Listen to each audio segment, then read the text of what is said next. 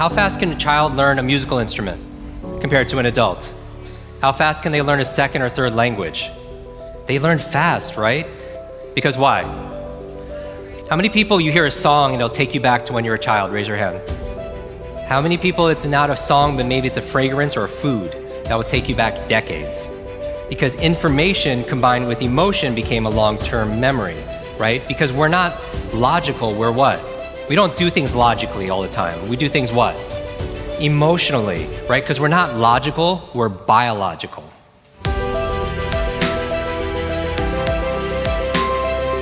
Everyone wants to write this down. All learning is state dependent. That the emotional state that you feel when you're learning something gets anchored to the learning. Does that make sense? By the way, what was the state that you felt back in school? Bored, and the other half of the class is like confused, right? Now, on a scale of 0 to 10, what's boredom? 0. Anything times 0 becomes what? 0, and that's why a lot of people don't remember what they learned. It's the emotional state. Does that make sense? We said that children are the fastest learners, right? That they have this curiosity and they play all the time. Now, it's been shown in science, the research, by playing more actually creates neurogenesis and neuroplasticity. What's neurogenesis?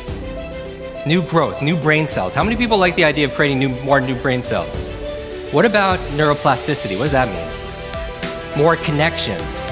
So intelligence, in a way, is not necessarily, like Einstein didn't have a bigger brain than anyone here, but in certain areas of his brain, he had highly connectedness. He did these thought experiments where he would put himself in these brainwave states, specifically theta state. That's the state that you're in when you shower.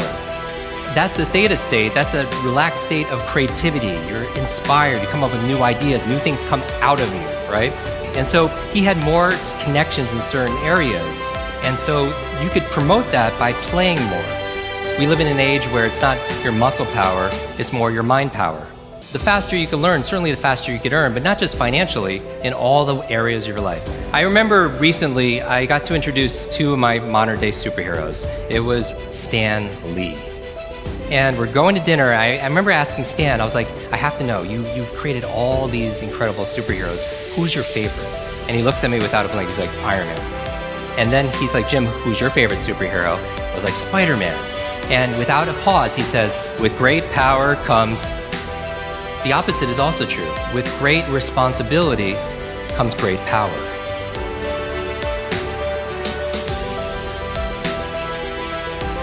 When you take responsibility for something, you have great power to what?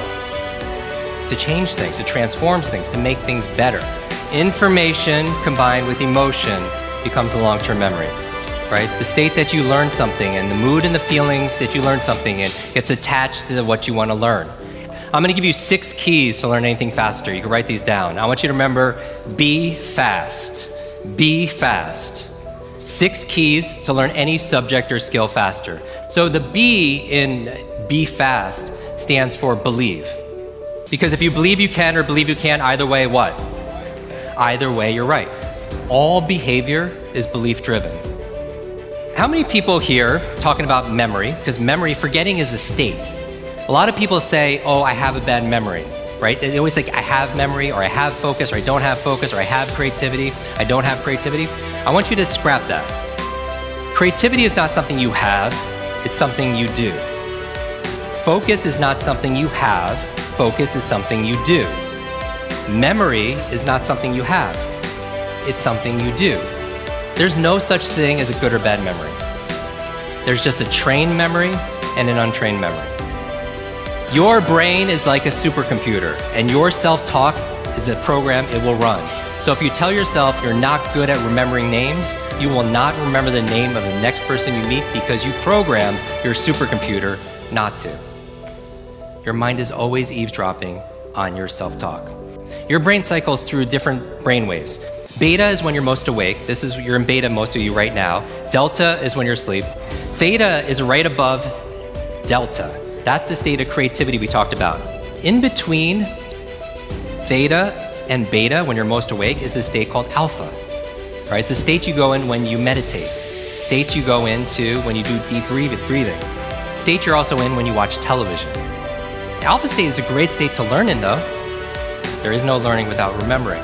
So B is believe. Believe you can, believe you can. Now the E, I'm gonna go through these really fast, is exercise. Exercise. And what I mean by this is I mean physical exercise. Because your brain, the primary function of your brain is to control your movement. As your body moves, your brain grooves. If you want to learn any subject or skill faster, the F is to forget. Forget. A lot of people don't learn faster because they feel like they know it already.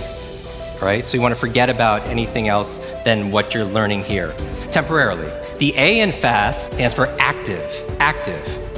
You take notes, you ask questions, you participate in it. The S in fast stands for state. That all learning is state dependent. All learning is state dependent. I never want to learn in a bored state, right? Most people, like when they read, they're in a bored state. People wonder why they don't remember what they read. So control your state. Finally, the T in fast and B fast stands for teach. You learn with the intention of teaching it to somebody else. If you had to teach this to somebody when you got back home, your team, your family, your friends, would you learn it differently? Yes or yes? Right? So you learn with the intention of teaching to somebody else. Because when you teach something, you get to learn it twice.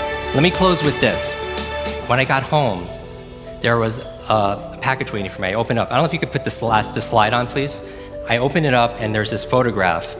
There's a photograph of me and the entire cast of X-Men. And even better than Halle Berry and Jennifer Lawrence and everything that's on there was the note from the chairman. It said this: Jim, thank you so much for sharing your superpowers with all of us. I know you've been looking for your superhero school since you were a kid. Here's your class photo. So my question for you is this: if you could go back to that child inside of you, that younger self, and right now tell them something that they need to hear, what would that be? And if you were to go in the future, 1 year, 2 years, 5 years, 10 years ahead in the future, I believe you have wisdom inside of you. I believe you have greatness inside of you. If you were to project 10 years ahead of time and look back on this day right now, what does your current self need to hear from your future self?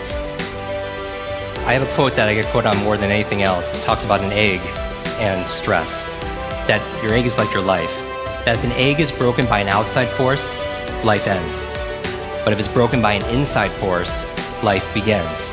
And all great things begin on the inside. Thank you very much.